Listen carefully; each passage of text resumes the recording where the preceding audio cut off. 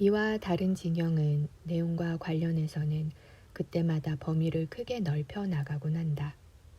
그들은 이미 알려지고 정돈되어 있는 많은 소재를 스스로의 집안으로 삼는다.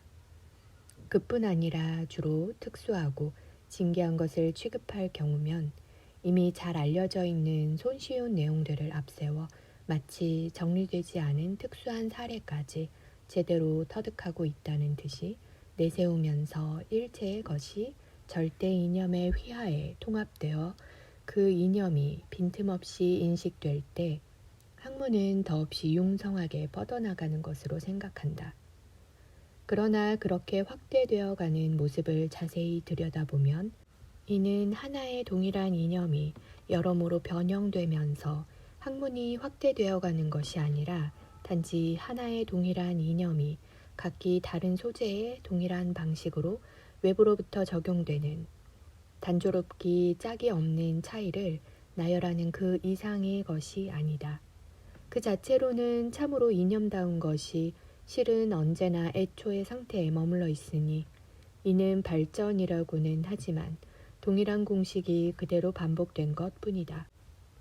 지적 활동을 하는 주체가 부동의 동일한 형식을 눈앞에 현전하는 것에 그대로 짜맞추어 놓는다고 할 수도 있고, 반대로 소재가 외부로부터의 힘에 의해서 부동의 요소 속으로 침투된다고 할 수도 있겠는데, 이런 수법은 내용에 관한 한 자기의 착상을 임의로 앞세우는 나머지 철학이 요구하는 내용을 충족시키기에는 턱없이 부족한 데가 있다. 철학이 충실해지도록 하려면 사태 자체에서 솟아나는 풍부함을 받아들이고 오직 자발적인 힘으로 온갖 상이한 형태를 스스로가 꾸며나가야만 한다. 그런데 지금 얘기되고 있는 것은 오히려 단조로운 형식주의로서 이는 다만 소재상의 차이를 나타낼 뿐이며 더욱이 그 소재마저도 이미 다듬어지고 숙지되어 있는 것에 지나지 않는다.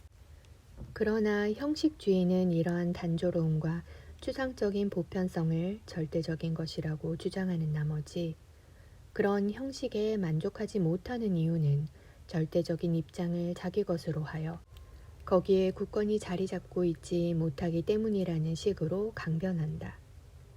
예전에는 무언가를 형식만 바꾸어 놓을 수 있는 공허한 가능성만 있으면 하나의 관념을 부인할 수 있다고 했고, 마찬가지로 한낱 가능성에 그치는 일반적인 사고가 그대로 현실의 인식으로 통용되는 경우가 있었다.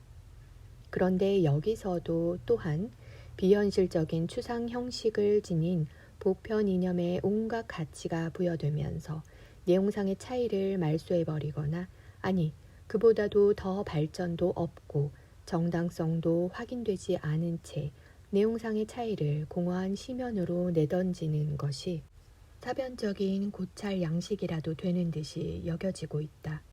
물론 어떤 존재를 스피노자적으로 절대자의 양상 속에서 바라본다고 할 때 당연히 그것은 어떤 것으로서 다루어지고는 있다.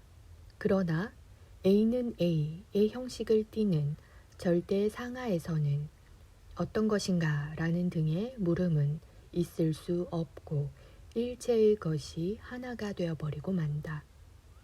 절대의 상하에서는 일체가 동일하다는 이 한낱 형식적인 질을 구별과 내실을 갖춘 아니 충실한 내용을 모색하고 탐구하는 인식에 대치시키면서 흔히 절대적인 것이란 캄캄한 밤중이며 모든 소가 검은색을 하고 있는 것과도 같다는 투로 우겨대는 것은 천진하기 이를 데 없는 인식력의 결여를 드러낸 것이라고 할 수밖에 없다.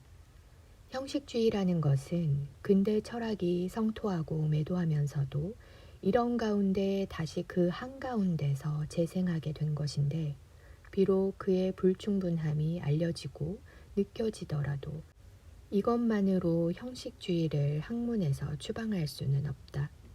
실로 이를 추방하기 위해서는 절대적인 현실을 인식한다는 것이 과연 어떤 의미를 갖는가에 대한 완벽한 해명이 이루어져야만 하겠다. 강론에 들어가기에 앞서 총론적인 입장을 밝혀두는 것은 각 부분에 대한 이해를 돕는다는 의미도 있으므로 아래에 대략적인 생각을 미리 제시하는 것도 쓸모없는 일은 아닐 것이다. 이런 맥락에서 철학적 인식에 장애가 되는 몇 가지 형식에 대해서도 이 기회에 주의를 환기해 두고자 한다. 물론 이것은 책의 서술을 통해서만 제대로 판단이 내려질 수 있는 문제이긴 하다.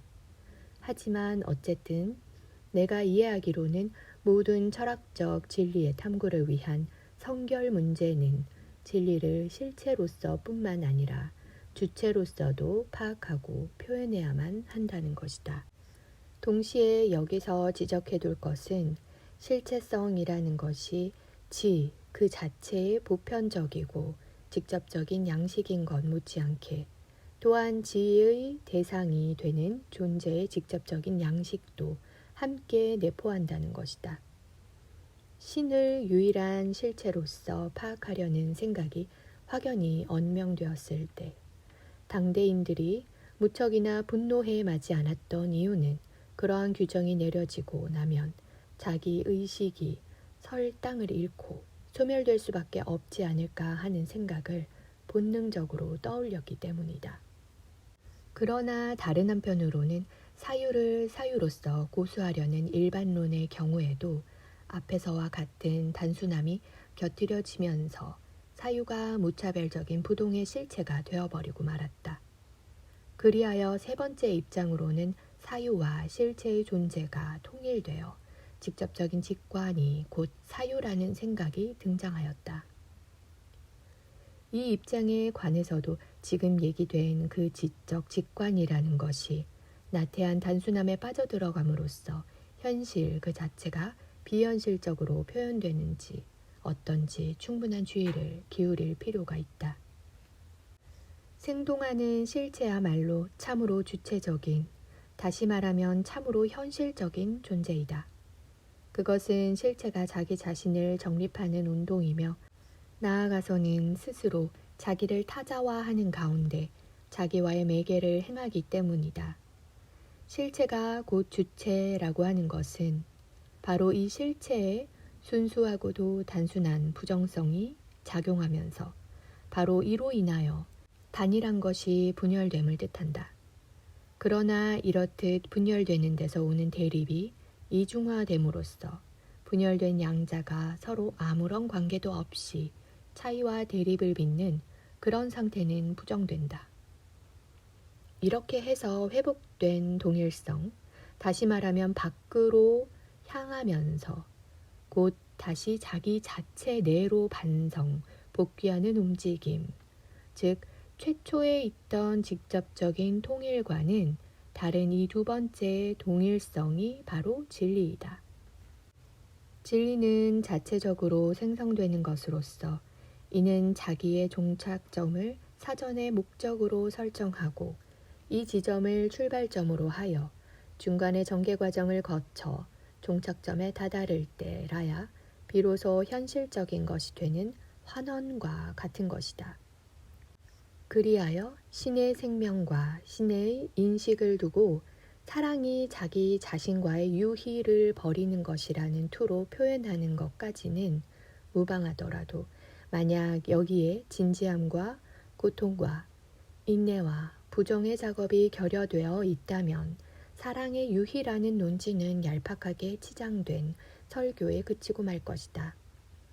애당초 신의 생명이란 필경 티 없이 맑은 자기 동일성 또는 자기 통일성으로서 여기에 타자 존재가 섞여들어서 소외가 약이 되거나 다시 이 소외가 극복되거나 하는 일이라곤 있을 수가 없다. 그러나 이러한 신의 원상은 추상적인 보편성에 그치는 것으로서 여기서는 생명에 자기와 대결하는 성질이 있음으로 해서 형태가 자기 운동을 행한다는 사실이 간과되어 있다. 형식과 본질은 동일하다는 관점에서 인식은 원래 있는 그대로의 본질만을 다룰 뿐 형식은 생략될 수 있다고 한다면 이는 크게 잘못된 생각이다. 절대적인 것에 관한 기본 명제를 세우거나 이를 직관하는 데서는 형식의 구형과 본질의 전개, 그 어느 쪽도 결코 없어서는 안 되는 것이다. 본질에게는 형식이 바로 본질 그 자체와 마찬가지로 본질적이므로 본질은 한낱 본질로서, 다시 말하면 직접적인 실체 또는 신의 순수한 자기 직관으로서 파악되고 표현된다. 뿐만 아니라 그에 못지않게 형식으로서도, 더욱이 풍부함이 넘치는 발전된 형식으로서도 파악되고 표현되지 않으면 안 된다. 이렇게 되었을 때에야 비로소 본질은 현실적인 것으로 파악되고 표현되는 것이다. 진리는 곧 전체이다. 그러나 전체는 본질이 스스로 전개되어 완성된 것이다. 절대적인 것에 대해서 얘기한다면 이는 본질상 결과로서 나타나는 것이며, 종국에 가서야 비로소 그의 참 모습을 드러낸다고 해야만 하겠다.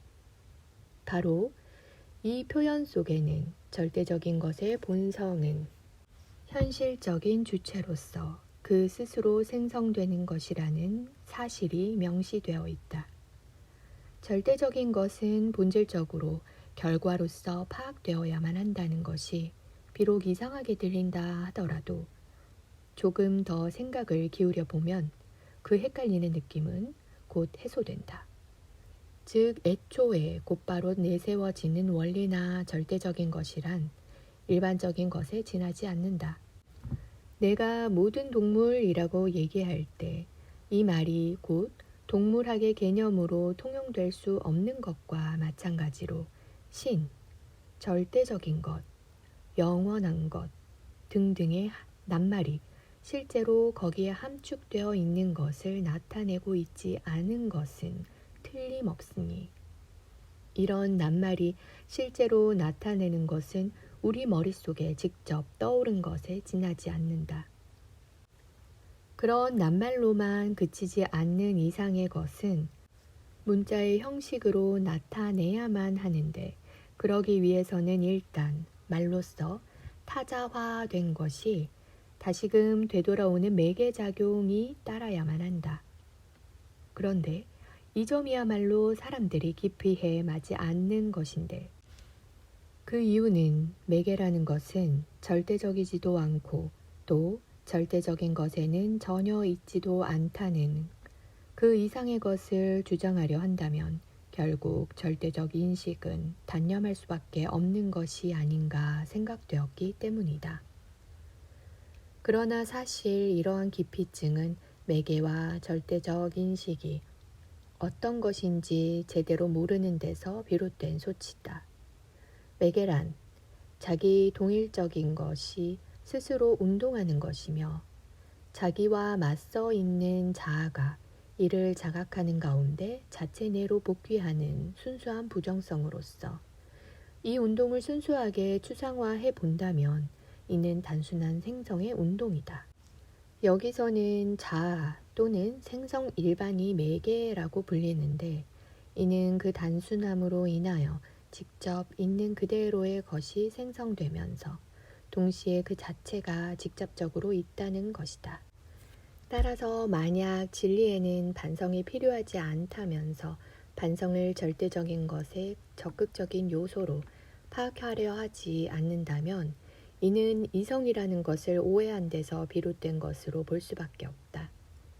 이성이란 진리를 결과로서 이루어내는 것인 동시에 결과와 그의 생성과의 대립을 지향하는 것이기도 하다.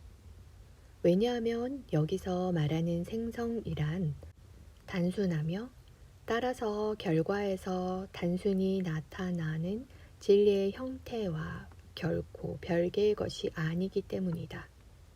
이렇게 보면 오히려 생성이란 단순한 것으로의 복귀라고 해야만 하겠다.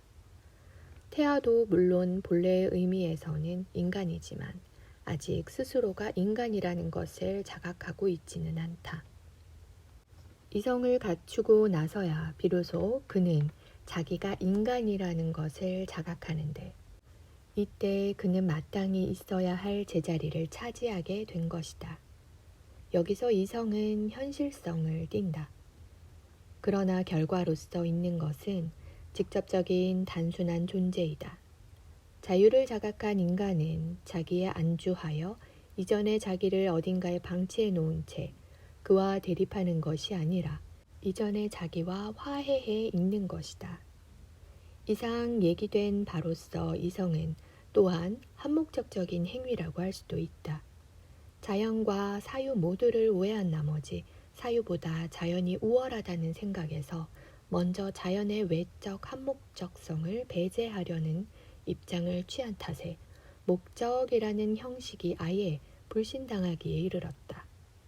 그러나 자연을 한목적적인 행위로 규정했던 아리스토텔레스에게서도 볼 수 있듯이 목적이란 직접 있는 그대로 정지해 있으면서 동시에 스스로 움직이는 다름 아닌 주체이다. 그 움직이는 힘은 추상적으로 파악한다면 스스로를 자각하는 순수한 부정성이다. 결과가 시초와 동일해지는 것은 시초가 목적이기 때문이다. 다시 말해 현실적인 것이 그의 개념과 일치하는 이유는 목적으로서 최초에 있는 것이 결과로 나타나는 현실 존재를 가능성으로서 잉태하고 있기 때문이다. 목적이 전개되어 현실의 존재로 나아가는 것이 운동이며 외적으로 발양되는 생성으로서 이렇듯 쉼없이 움직이는 것이 바로 자기이다. 그런가 하면 시초에 있는 직접적이며 단순한 것과 자기가 일치하는 것은 자기가 곧 자체 내로 복귀한 결과이기도 한 때문이다. 이렇듯 자체 내로 복귀하는 것이 곧 자기이며 이 자기란 오직 자기와 관계하는 동일한 단순체이다. 절대적인 것을 주체 또는 주어로 상정할 필요가 있으므로 해서 사람들은 신을 주어의 위치에 놓고 신은 영원하다, 신은 도덕적 세계 질서이다 또는 신은 사랑이다 라는 등의 명제를 내놓기도 하였다. 그런데 이런 명제 속에서 진리는 주어로 된 단 한마디로 불쑥 제시될 뿐 자체 내로 복귀하는 운동으로 제시되는 일은 없으니 이런 명제의 특징은 바로 신이라는 낱말이 그 첫머리에 내세워진다는 것이다. 그런데 신이라는 낱말만 따로 떼어놓고 보면 한낱 무의미한 소리로서의 이름일 뿐이며 정작 그것이 무엇인가를 말해주고 그 의미를 채워주는 것은 수러의 몫이 된다. 첫머리에 오는 공허한 것이 마지막 수러에 와서야 비로소 현실적인 지가 되는 것이다. 이렇게 본다면 수러의 자리에 오는 영원 또는 도덕적 세계 질서라는 등 고대에는 순수 개념, 존재 또는 일자라는 등에 해당하는 것을 그 범위 안에서만 얘기하면 될 것을 무엇 때문에 의미도 없는 소리를 구태여 주어구시를 하도록 다그치는 것인지 납득되지 않는다. 그러나 주어가 그 위치에 놓인다고 해서 한낱 존재나 본질이나 보편적인 원리가 주체가 되는 것은 아니고 자체 내로 복귀하는 주체가 주어로 되어 있다는 것이 명시되는 것이다. 그러나 역시 절대적인 것을 주체로 파악하는 일이 여기서는 다만 예지되어 있을 뿐이다. 여기서 주어가 되는 주체는 고정된 점으로 간주되고 수러는 마치 이 점을 지탱하기 위한 지주처럼 거기에 따라붙는 격이 되어 있으니 결국 이 운동은 점 그 자체가 스스로 행하는 운동이 아니라 주어에 관한 지식을 소유한 자가 행하는 운동이 된다. 말하자면 지의 운동이 있음으로써 내용이 주체로서 표현되는 것과 마찬가지이다. 운동이 그러한 성격을 지니게 된다면 어차피 운동이 주어가 되는 주체에 속하는 일은 있을 수가 없다. 하지만 주어라는 점이 설정되어 있는 방식에 따라서 본다면 그것은 그럴 수밖에 없고 운동은 어디까지나 주체에게 외적인 것일 수밖에 없다. 이렇게 본다면 지를 선취하거나 예단하여 절대적인 것이 주체라고 하는 것은 절대적인 것의 개념을 실현한다기보다는 오히려 개념의 실현을 불가능하게 하는 것이라고까지 할 수 있다. 왜냐하면 선취되거나 전제된 지에서는 개념의 부동의 전무로 설정되게 마련이지만 현실의 개념이라는 것은 바로 자기 운동을 하는 것이기 때문이다. 상술한데 따라서 갖가지 귀결이 도출되지만 여기서 특히 강조되어야 할 것은 지는 오직 학문 또는 체계로서만 현실적이고 또 현실적인 표현일 수 있다는 것. 나아가 이른바 철학의 원칙이나 원리라는 것은 아무리 옳은 것이라고 하더라도 원칙이나 원리에 머물러 있는 한은 바로 그런 이유로 인하여 이미 잘못된 것이라는 귀결이다. 사실 원칙이나 원리를 반박하기란 쉬운 일이다. 반박한다는 것은 상대방의 결함을 드러내는 것인데 지금 본 바로는 일반적인 원리를 시초로 삼는다는 것이 이미 결함을 안고 있으니까 말이다. 철저한 반박이 행해지려면 그 논거가 원리 자체에서 도출되고 전개되어야만 한다. 원리와 대립되는 명제나 착상을 밖으로부터 끌어들여서는 될 일이 아니다. 근본적인 반박은 본래 원리를 발전시켜 나가면서 원리의 결함을 보완한 것이 되어야만 한다. 이를 위해서는 상대방을 부정하는 데에만 골몰하는 패단에서 벗어나 논지의 진행과 결론이 갖는 긍정적인 면도 의식해야만 한다. 그런데 또 시초에 있는 것을 참으로 적극적으로 전개한다는 것은 역으로 시초에 대한 부정적인 시각을 뚜렷이하는 것이기도 하므로 결국 최초에 불쑥 내세워진 목적이라는 일면적인 형식은 부정되어 버린다. 따라서 이렇게 취해지는 반박은 체계의 근본을 이루는 것에 대한 반박이라고도 할 수 있으니 더 정확히 말하면 체계의 근본이니 원리니 하는 것은 한낱 시초에 지나지 않는다는 사실을 지적한 것이라고 할 수 있다.